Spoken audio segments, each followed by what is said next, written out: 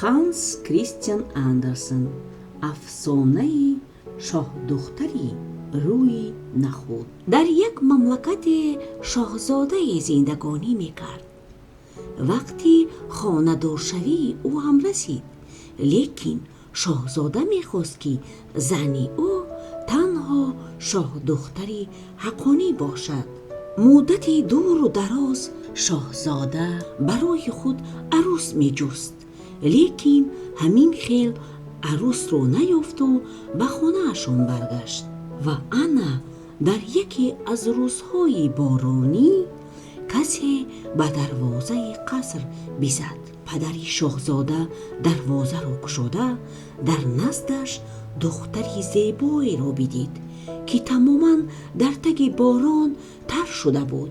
خود شما کی خانم؟ من شاه دخترم، جواب داد دختر.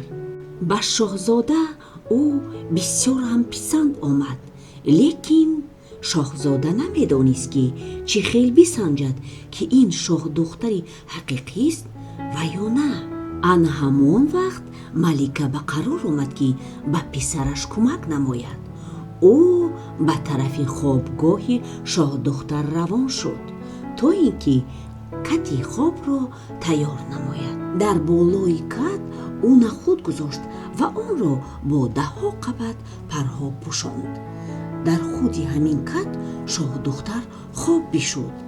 پگویی در وقت ناناشته ملکه از شاه دختر بپرسید که او چه خیل خواب رفت. شما میدانید خیلی بد، به مثلی که من در بالای سنگ‌های خوابیده بودم، همه بدنم کبود شده است، جواب گفت شاه دختر. و اینجا به همه معلوم شد که او شاه دختری حقانی است، زیرا که تنها شاه دختران حقانی چون نازک می شوند و نخود را از تگ 10 قبط پرها حس می نمایند.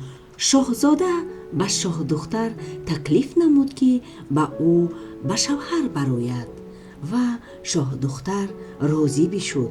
آنها خانه‌دار شدند و دور و دراز خوشبختانه زندگانی نمودند.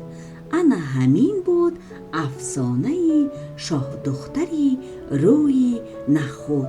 اگر افسانه پسند شما شده باشد، علامت بسیار خوب را پخش نمایید. شاد و فیروز باشید.